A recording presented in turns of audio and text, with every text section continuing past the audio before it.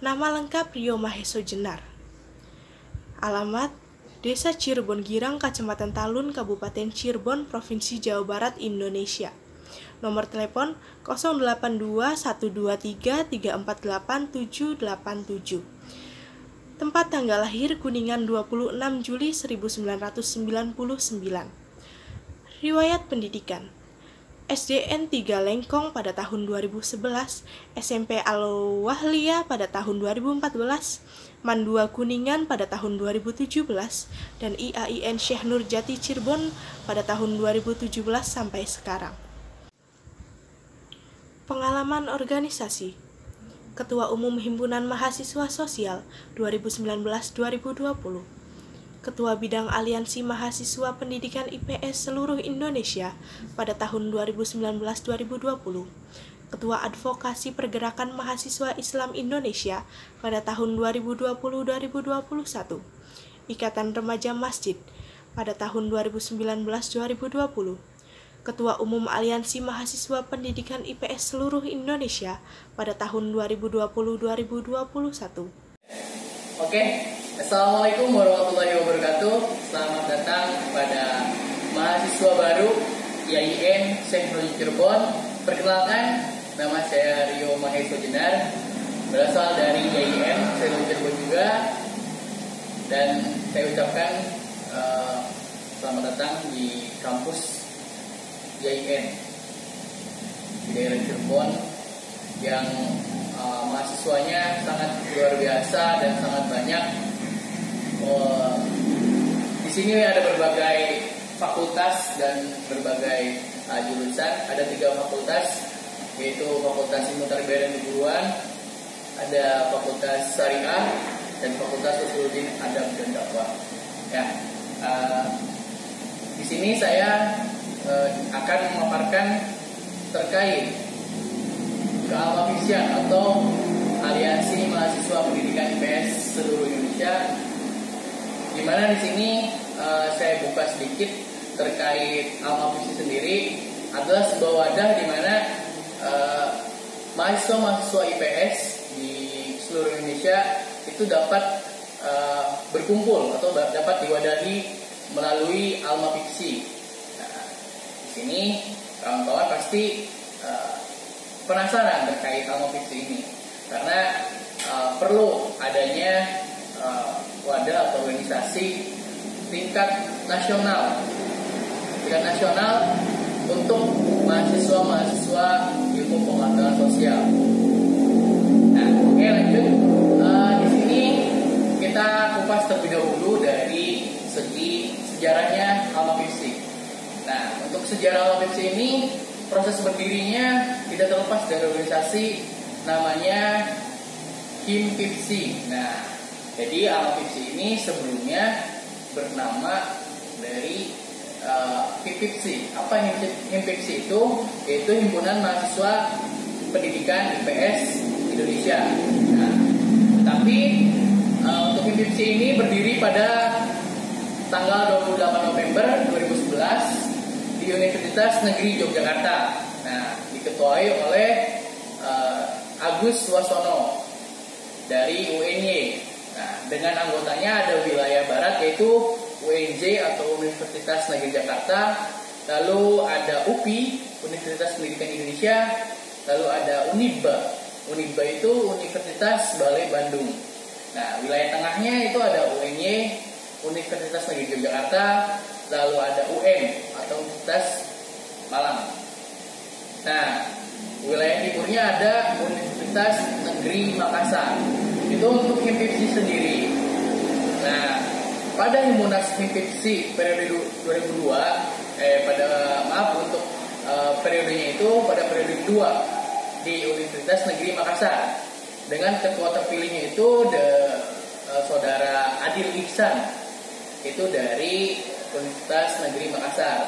Namun pada periode Himpipsi ini terdapat beberapa kendala atau problematika administrasi di Himpipsi, sehingga Himpipsi ini sedikit tidak sinkron dalam keorganisasian dalam administrasinya.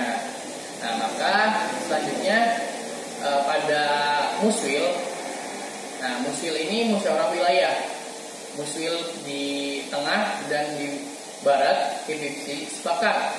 Di sini karena ada sedikit problem dalam administrasi di HIPC itu, dari wilayah tengah dan wilayah barat sepakat untuk mendesak kepengurusan pusat segera mundur dan diadakannya Kongres Luar Biasa atau KLB gitu. Nah, lalu setelah adanya Muswil itu kawan-kawan yang berada di HIPC ini mengadakan pertemuan di Cirebon, Jawa Barat pada tanggal 4 Agustus 2015. Nah, itu menghasilkan beberapa keputusan, yaitu yang pertama surat keputusan bersama 4 perguruan tinggi, yaitu ada Universitas Negeri Yogyakarta, ada Universitas Negeri Jakarta, ada UM, dan IAIN Cirebon, menyatakan itu keluar dari keanggotaan HIPC. Nah, lalu di sini selanjutnya setelah ada surat keputusan ada merekomendasikan pertemuan lanjutan.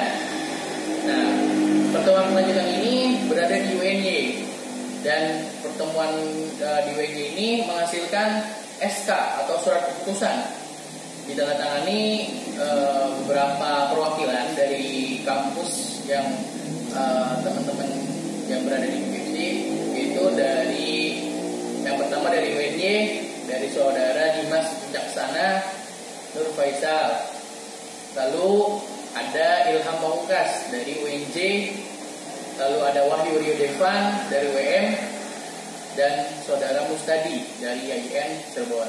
Itu untuk sejarahnya, kawan. Jadi sejarah dari Al-Mafif sendiri kita kupas sedikit terkait beberapa awal mulanya terbentuk, di mana Al-Mafif ini terbentuk gitu, seperti itu. Nah, lalu nanti ada beberapa bukti surat keputusan bersama, di mana ada 4 orang yang menggagas terkait keluar dari keluar dari HIPC dan pembentukan aliansi masuk pendidikan IPS se-Indonesia.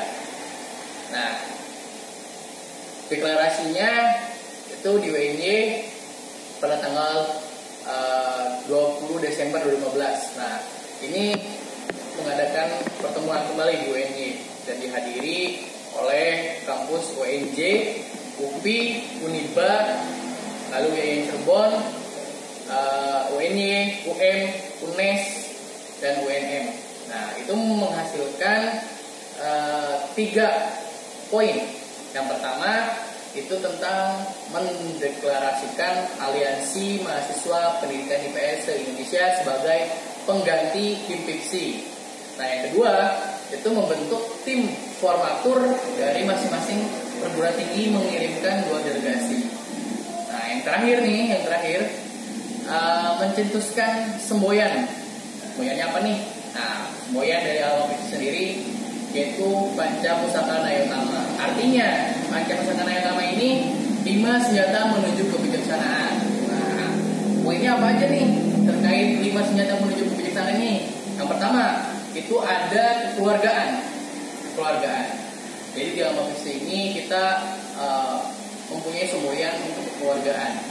Seluruh mahasiswa IPS yang berada di Al-Mafif ini kita punya kekerasan untuk menjadi sebuah keluarga gitu. Nah, yang kedua itu keberagaman. Nah, keberagaman ini tentunya kita lingkupannya nasional perlu adanya keberagaman, karena setiap wilayah, setiap daerah itu mempunyai beberapa budaya, beberapa bahasa, dan yang lainnya gitu. Nah, ini yang perlu kita tanamkan, karena di sini sehingga kita bisa menimbulkan sikap atau sifat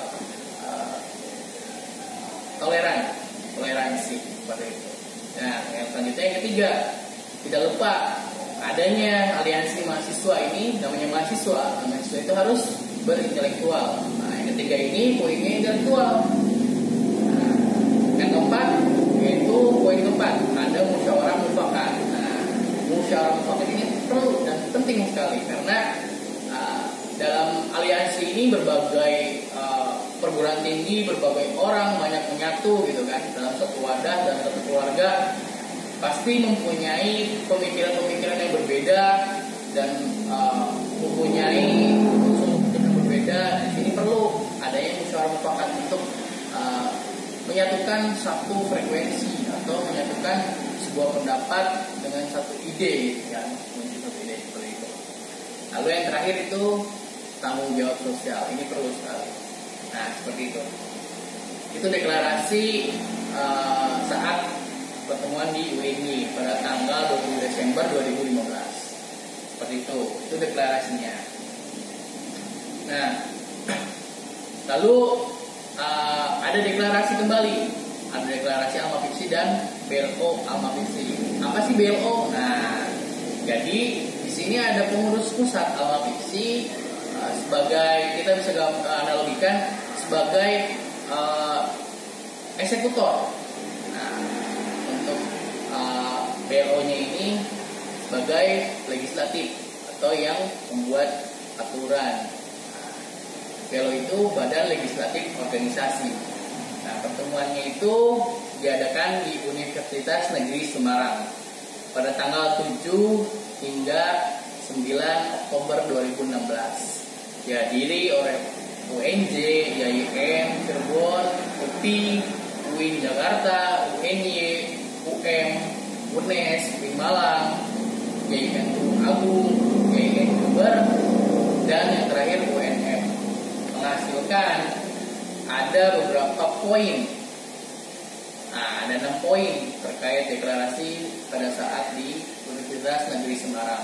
Yang pertama, itu mencetuskan fakta integritas sebagai pedoman awal. Nah, yang kedua, deklarasi Alma Fiksi adalah organisasi yang sah di tingkat nasional untuk prodi pendidikan IPS Indonesia.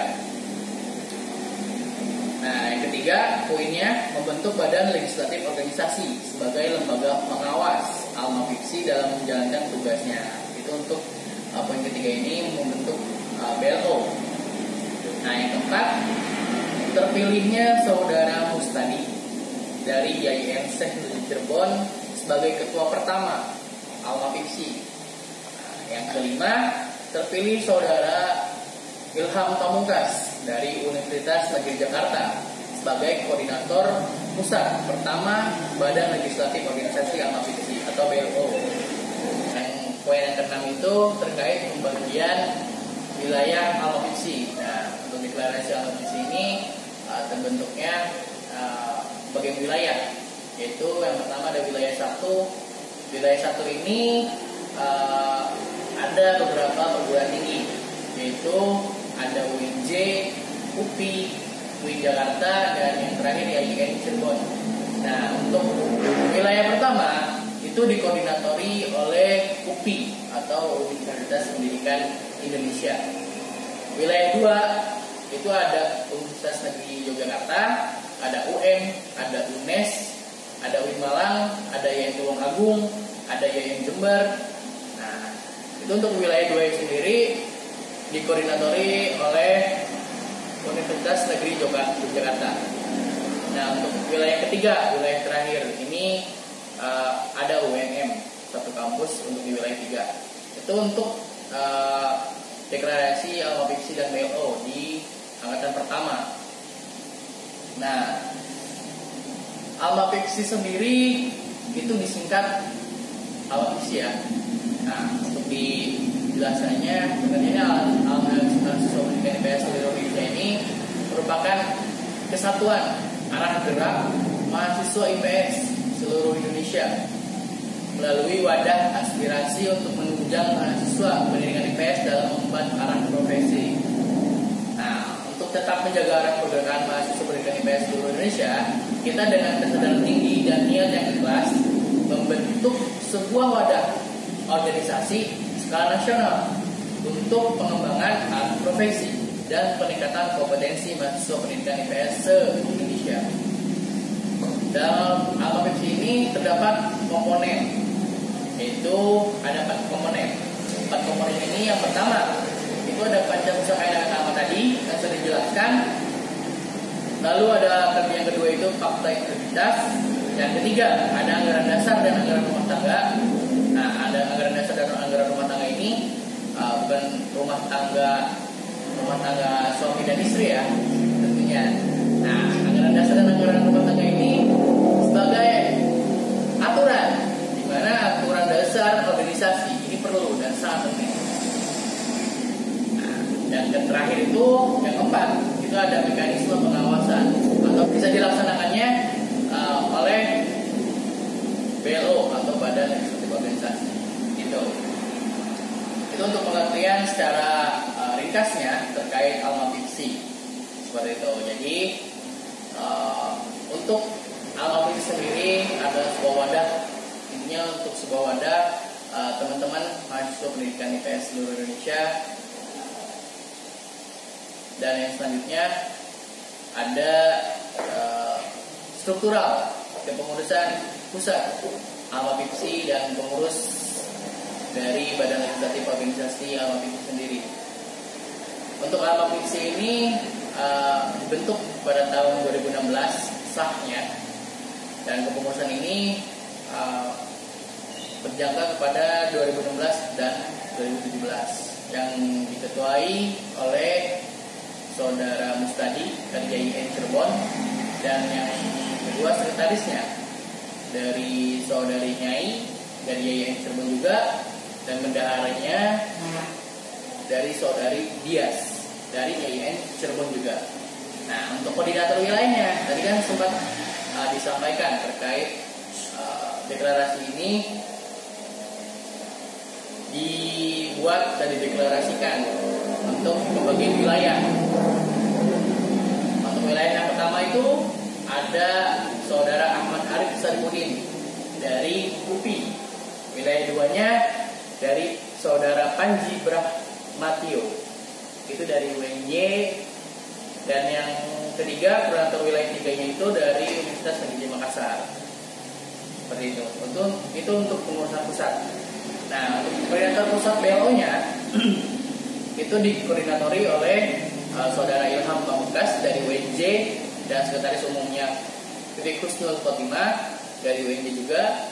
Lalu ada koordinator tiap kampusnya. Nah, untuk koordinator UNJ itu ada Saudari Nani Nadia, koordinator UPI-nya ada Sri Mulyam Tri, ada koordinator UIN Jakarta yaitu Ikhwan Afandi, dan koordinator YIN Cirebon ada Amin Murtado, ada koordinator dari UNY yaitu Dimas Wijaksana Nur Faisal, koordinator UM-nya ada Wahyu Devan, dan koordinator dari UNES-nya ada Muhammad Nur Sidik, dan untuk koordinator Malangnya ada Ramami, dan dari koordinator yang Tulungagunnya ada Saudara Harun, koordinator dari UNM ada Ahmad Nazar. Oke, itu untuk kepengurusan periode 2016-2017. Nah, lanjut. Nah, di sini saya akan menjelaskan untuk kepengurusan atau strukturalnya dari BPH-nya saja dulu, atau Badan Pengurus Hariannya. Di yang pertama atau yang kedua ya, disebut kedua, karena ini kepengurusan kedua di tahun 2017-2018. Yaitu pengurus pusatnya diketuai oleh Saudara Harun dari YIN Tulung Agung. Nah, sekretarisnya ada Saudari Wira Hikmatul dari YIN Tulung Agung juga. Nah, bendaharanya yaitu Estunur Widya Suara dari YIN Tulung Agung juga. Nah, untuk koordinator pusat BLO-nya diketuai oleh Saudara Adik Khairul Mustafa dari UIN Malang. Nah, sekretaris umumnya Muhammad Nur Muafiq dari UIN Malang juga. Lanjut pada pengurusan 2018-2019.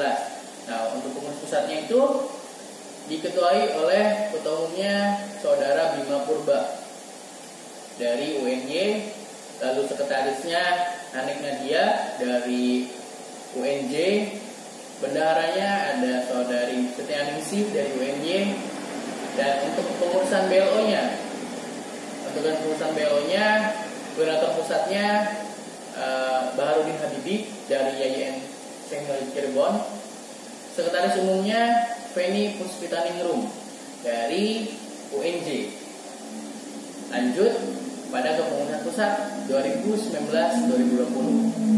Nah, untuk kepengurusan 2019-2020 diketuai oleh saya sendiri untuk Ketua Umum Rio Mahesa Jenar dari IAIN Teknologi Cirebon. Lalu sekretaris dari UNJ Saudari Kumero Salsabila. Bendaharanya dari IAIN Cirebon Saudari Azza Askia. Nah, untuk BLO-nya sendiri, pengurusan pusat BLO-nya diketuai oleh Ahmad Mariono dari IAIN Tulung Agung. Sekretaris Umumnya Syifa Nadira dari Universitas Negeri Jakarta atau UNJ. Nah, itu untuk kepengurusan dari masa ke masa, struktural dari alokasi dari 2016 hingga 2020. Nah, kita beranjak pada selanjutnya yaitu kedudukan alokasi dan BLO. Nah, untuk kedudukan alokasi dan BLO ini dibentuk pada suatu momen, yaitu namanya Musyawarah Nasional atau disingkat MUNAS. Nah, MUNAS ini dibentuk kepengurusan lembaga eksekutif atau pengurus pusatnya. Nah, setelah lembaga eksekutifnya dilanjut dengan lembaga legislatifnya dengan dinamakan BO atau Badan Legislatif Organisasinya, seperti itu.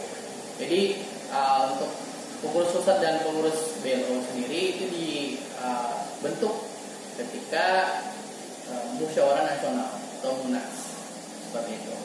Lanjut, untuk struktural kepengurusan alokasi sendiri itu ada ketua di struktural paling atas, lalu ada sekretaris dan bendahara, lalu di bawahnya ada bidang. Nah, untuk di kepengurusan 2018-2019 hingga 2019-2020 itu sudah ada kepengurusan bidang. Jadi ada bidang yang pertama ada bidang sosial politik, yang kedua ada sosial kemasyarakatan, yang ketiga ada sosial pendidikan. Nah, yang terakhir bidang informasi dan komunikasi. Nah, di bawah bidang itu ada lagi, yaitu koordinator wilayah. Wilayah 1, wilayah 2, wilayah 3, wilayah 4, dan wilayah 5. Nah, dari berbagai masa, dari 2016 hingga 2020, itu terciptanya beberapa wilayah. Untuk kepengurusan awal itu masih terbentuk 3 wilayah, dan hingga sekarang sudah terbentuk 5 wilayah, seperti itu. Nah, untuk keanggotaan Al-Mafini sendiri itu ada 5 wilayah. Untuk wilayah pertama itu mencakup seluruh Pulau Sumatera, wilayah satunya untuk sekarang. Nah, untuk wilayah 2-nya itu mencakup DKI Jakarta, Banten, dan Jawa Barat. Nah, untuk wilayah 3-nya kita mencakup daerah istimewa Yogyakarta dan Jawa Tengah. Untuk wilayah 4 sendiri itu mencakup Jawa Timur, dan untuk wilayah 5 mencakup Kalimantan dan Sulawesi, seperti itu. Itu untuk anggota Al-Mafini. Nah, di sini selanjutnya kita bahas terkait tupoksi. Nah, tupoksinya apa nih? Tupoksi ini arah kerjanya. Nah, arah kerjanya ini untuk yang pertama kita berbicara tupoksi BLO. Nah, untuk BLO itu ada 5. Nah, ada 5 poin tupoksi. Yang pertama ada sebagai mitra Al-Mafini atau pengurus pusat dalam menjalankan fungsinya. Yang kedua itu ada sebagai pengawas kinerja Al-Mafini selama 1 periode kepengurusan. Yang ketiga memberikan penilaian kepada Al-Mafini atau pengurusan pusat atas kinerjanya selama 1 periode kepengurusan. Dan untuk poin yang keempat itu membuat peraturan dan kesepakatan lainnya yang wajib ditaati oleh kepengurusan Al-Mafini. Nah, yang terakhir yang kelima nih, memimpin jalannya musyawarah nasional, rakernas atau rapat kerja nasional, dan agenda lainnya mengenai keberlangsungan kepengurusan Al-Mafini. Seperti itu untuk tupoksi pada legislatif organisasi bersifatnya ini lembaga legislatif. Nah, untuk tupoksinya kepengurusan pusat itu sebagai eksekutif. Eksekutif ini yang ada beberapa poin. Yang pertama itu sebagai eksekutor dalam menjalankan program kerja. Nah, di sini ada beberapa program kerja yang harus dijalankan pengurusan pusat sendiri. Nah, itu. Dan yang kedua di sini untuk pengurusan pusat fungsinya menjaga dan menyatukan dari teman-teman pendidikan IPS se-Indonesia. Dari pendidikan IPS ini kita satukan, kita gabungkan dengan landasan atau semboyan Pancapusakaan Hayatama sendiri itu. Nah, selanjutnya ada beberapa mekanisme pengawasan Badan Legislatif Organisasi Al-Mafiksi ini. Nah, lagi-lagi di sini berbicaranya mekanisme pengawasan, yaitu ya lagi-lagi berbicaranya dengan legislatif. Atau di sini bisa dikata mekanisme ini disebut MECPEN, mekanisme pengawasan. Nah, di sini ada beberapa poin. Yang pertama itu ketentuan umum mekanisme pengawasan. Yang kedua ada Al-Mafiksi, pengurus proker dan non proker. Jadi untuk proker sendiri itu seperti program kerja itu tentang event misalkan, terus sifatnya continue, terus berkala, insidental gitu. Dan non prokernya itu terencana dan tidak terencana itu. Nah, yang ketiga nih ada pengawasan dan penilaian. Nah, yang keempat selanjutnya ada pengawasan dan penilaian keuangan. Yang kelima selanjutnya pengawasan dan penilaian pengurusan wilayah. Yang keenam selanjutnya ada sanksi. Sanksi ini berbentuknya surat teguran yang pertama, surat peringatan, lalu mosi tidak percaya dan pembekuan. Lalu yang ketujuh itu ada pembuatan LPG, akhir kepengurusan atau lembar pertanggungjawaban. Yang kedelapan itu ada penilaian keberhasilan kepengurusan Al-Mafiksi dalam satu periode. Nah, yang terakhir nih, yang kesembilan ada ketentuan tambahan seperti itu. Ini tuh untuk beberapa ulasan-ulasan terkait Al-Mafiksian atau aliansi mahasiswa pendidikan IPS Indonesia.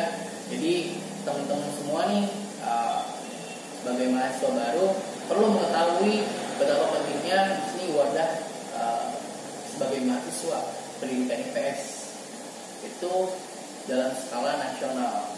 Nah, tadi sudah kita bahas, kita ulas terkait Al-Mafiksiannya.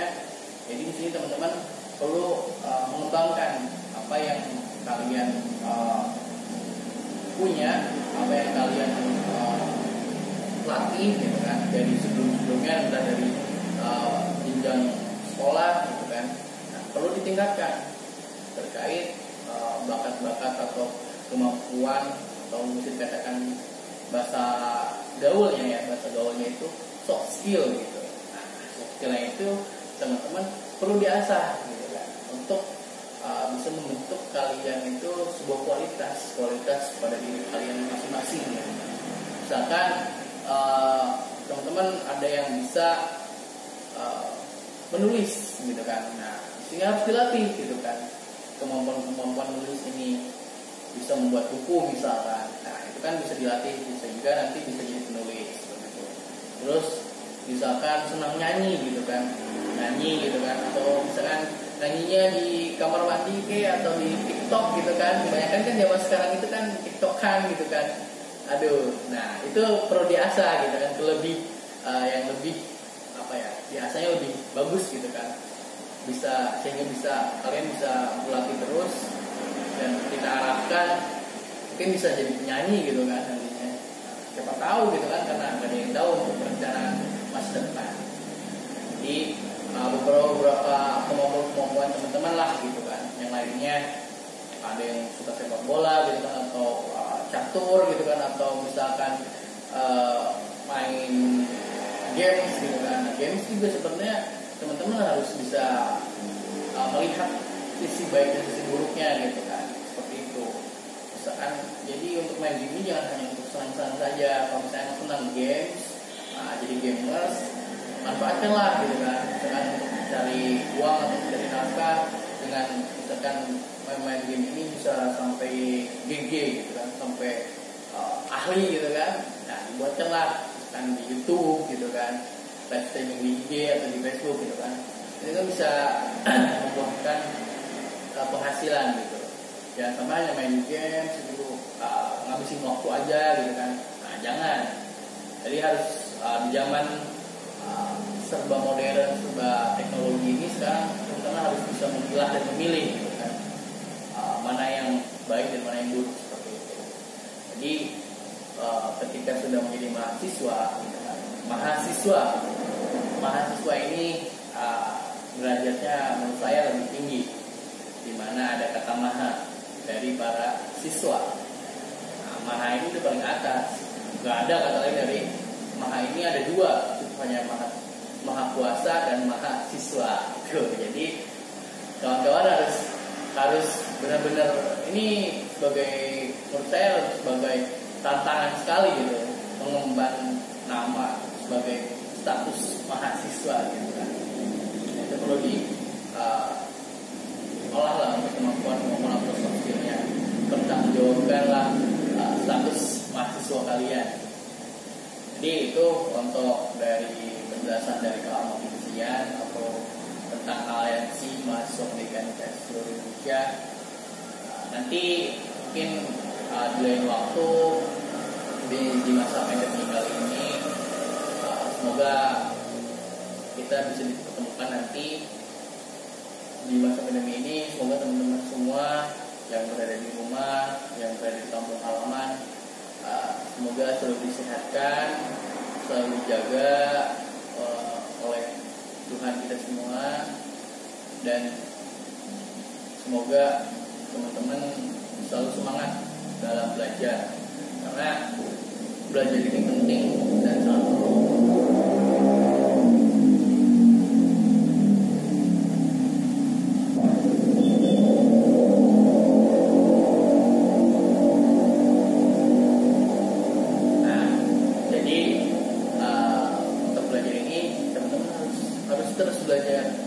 Kita belajar membaca buku atau belajar secara langsung atau eksperimen dengan masyarakat turun gitu kan, mengenal terkait kebiasaan, terus norma, etika di suatu masyarakat, di suatu lingkungan gitu kan. Nah, itu perlu. Jadi jangan sampai kalian terpojokan atau terbatasi oleh dinding-dinding kelas gitu. Teman-teman juga perlu keluar dari kelas ini untuk mengimplementasikan yang apa teman-teman pelajari di kelas atau dengan dosen atau dengan guru gitu kan. Nah, itu diimplementasikannya itu dengan lingkungan masyarakat sendiri gitu, agar teman-teman itu mengetahui secara langsung, secara real. Karena untuk suatu materi atau suatu bahan yang ada di buku itu belum tentu sesuai dengan yang ada di lapangan atau di lingkungan masyarakat. Karena untuk mempelajari masyarakat, apalagi berbicara IPS ya, ilmu pengetahuan sosial, ini berbicara bukan ilmu eksak, tapi ilmu yang dinamis IPS ini. Karena mempelajari masyarakat, dinamis ini selalu berubah-ubah. Karena dengan berjalannya waktu, dengan berjalannya perkembangan zaman gitu kan, teman-teman harus memahami masyarakat ini kebiasaan pasti akan terus berubah. Karena kita mempelajari tentang kehidupan manusia gitu kan. Nah, itu. Jadi teman-teman perlu memahami dan menganalisis seperti itu.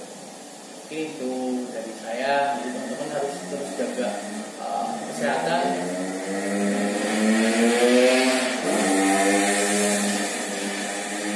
terus semangat untuk dalam